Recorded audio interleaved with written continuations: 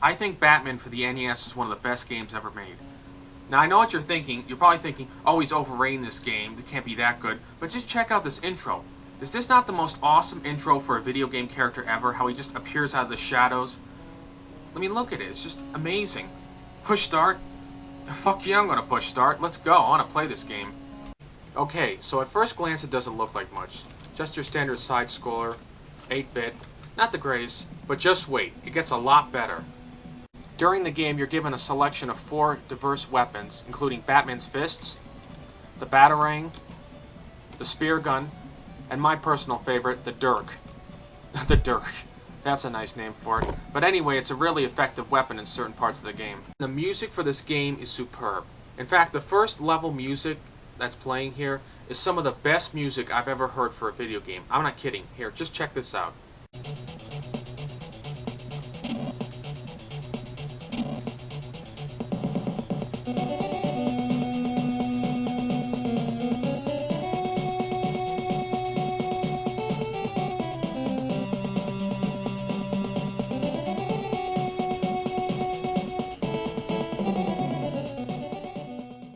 Even if you think the game is a festering shit pile of fuck, you gotta admit the music's cool.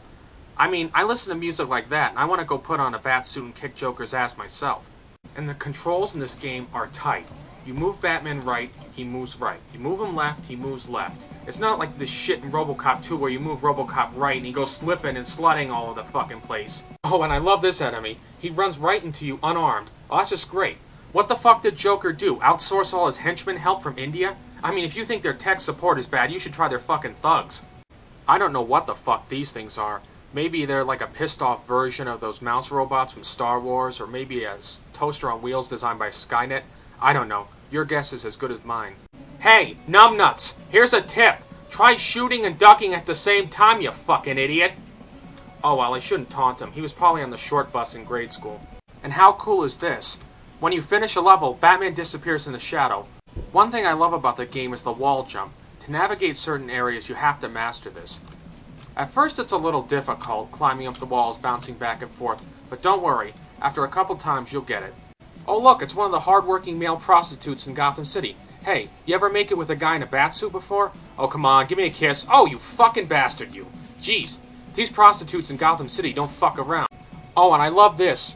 When Batman dies, he doesn't just keel over or float up to heaven, no. He fucking bursts into flames. Most awesome death ever! Oh, and who's the first level boss, you might ask? Why, it's a guy in a big moth suit. I wonder, if I put a light bulb above him, will he fly into it and die? Another thing I really like about the game is the diversity of levels. For example, here in the second level, you're at Axis Chemicals, and you have to beat up the Joker's outsourced thugs. Now, the game doesn't always stay true to the movie. For example, in the third level, you have to go through a sewer, and I don't remember that from the film. Still, I just like the innovative level design and the use of the horizontal and the vertical parts of the level. Here, let me show you what I mean. In the second part of Stage 2, you'll have to use the wall jump to climb higher and higher. And at first, it can be a real pain in the ass, but eventually you'll get the hang of it. I mean, you might fail a couple times and get a little pissed off, but it's not that hard. Once you get the hang of the wall jump, it's pretty easy. I love this part right here. This guy just runs up and commits suicide. Way to take one for the team, champ. These bomb-dropping thingies are very useful, especially if you're low on health. You can replenish it by just standing there and punch him over and over again. Holy shit, what the fuck is that? It looks like some kind of pissed-off ATM. Yeah, here's my PIN number, you fucking jag-off. Okay, here's the third level, the sewers. As I said, it deviates from the source material, but at least it's still an enjoyable level. What the fuck is this thing? Seriously, what the fuck is it? It looks like some kind of... I don't know, it looks like the demon from Legend genetically spliced with a jaundiced Gomer Pyle. Unless you want this guy to anally hump the shit out of you until your asshole looks like raw bacon, I suggest you keep your distance. Oh great, it's the world's angriest proctologist. Don't you dare stick that fucking cattle prod up my butt, you son of a bitch. So here we are at the fourth stage. And man, talk about deviating from your source material. This looks like some kind of leftover set from Ninja Gaiden or Tron or something. I don't know, it's weird. Here's the second part of the fourth stage. And it's a pretty good level. I mean, it's a little hard at first, but you should be able to get through it. However, I wish they had added the museum part of the movie to this game. I think that would have been a cool level. So here's the third part of the fourth stage. And I love how they put the exit right over there so you can't reach it.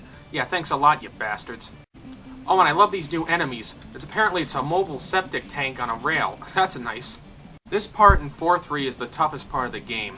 By far. I mean, they want you to go over these fucking conveyor belts, and they are, like, impossible if you don't know what you're doing. It's really tough. Why they added this section, I don't know. I guess they really had to give you a challenge. You know how I said the dirk would come in handy later? Well, this is the part where it really comes in handy. Because the batarang won't reach the bot over there. And the spear gun just impacts on the wall. So what you have to do is switch to the dirk, and then shoot him through the wall. Like this, see? Yeah, now you got him. And as for these belts, what you do is just fall, wait a second, then leap. And there you go, you've made it. You just do it again. After you get through those terrible jumps, it's a pretty straightforward level. You just go up the stairs and around to the exit. So here we are at the exit. I wonder who the boss is. Holy shit, it's Lethal Chiclets. I better run. Oh god. Jeez. I never knew mints could be so deadly. So after you beat one of the Chiclets, the other one reveals its deadly nougat center. Ooh, look at that, fireballs. Holy shit. I swear, I'm never going to look at candy the same way again. So here we are at the cathedral, the last level of the game. And unlike the previous two levels, they actually attempted to kind of be like the movie. I mean, I don't say they succeeded wonderfully. Look at these gears. I don't remember these in the movie. This is the second worst part of the game. You have to go all the way to the top of the cathedral using only the walls and the blocks. Oh my god, look at this shit. This must be the least handicap accessible cathedral in America. Oh, and this part's fun. You almost certainly have to take damage. I mean, I saw one video on YouTube where somebody managed to do this without taking damage, but they must have had the skills of a god. If you haven't mastered the wall jump by now, you're going to be F-U-C-K-E-D, I guarantee it. You know what that spells? Take a wild guess. For fuck's sake, did the architects of this building ever hear of stairs or an elevator? You know how I said the conveyor belts in 4-3 were the worst part of the game? Well, I take that back. This is the worst part of the game. So here's the second to last boss. Ooh, nice entrance. Rock on, man! You must be a Led Zeppelin fan. Well, I'm sorry I don't like Led Zeppelin, okay? Excuse me. Actually, he's not that hard. All you have to do is just keep pelting with batarangs and jump over his fireballs. It's really easy. Fuck you, and fuck Led Zeppelin, too. So after we send that douchebag packing, we finally get to the Joker. And look at this shit, he's throwing fucking lightning at me. Who the fuck does he think he is, Storm from the X-Men? Oh, God.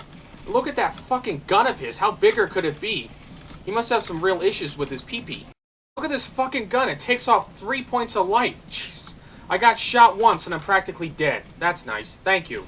Hey Joker, if you got problems with male enhancement, maybe you should try Extends. So how do you beat the Joker? Well, just jump over his shots, punch the living shit out of him, and hope he dies before you do. Also, there's some place in his gun point where you can stand and not get hit by the lightning. I don't know where it is, but sometimes you can do it. Don't ask me.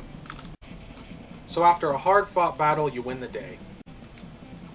And the ending is pretty nice. The graphics are good for the time. And it stays pretty close to the movie. I like it a lot.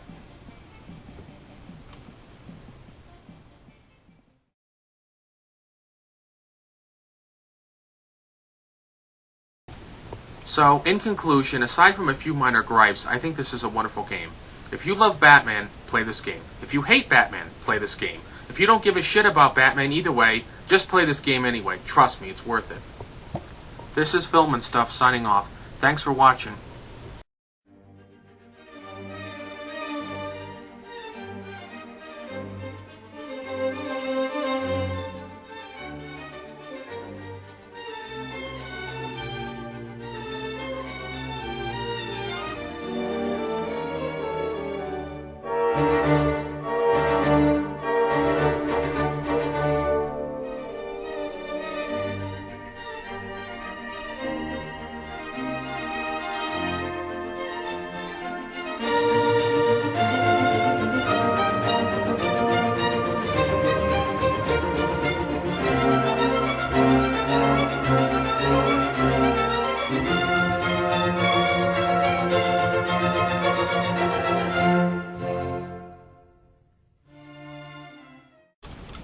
Fuck you, and fuck Led Zeppelin too.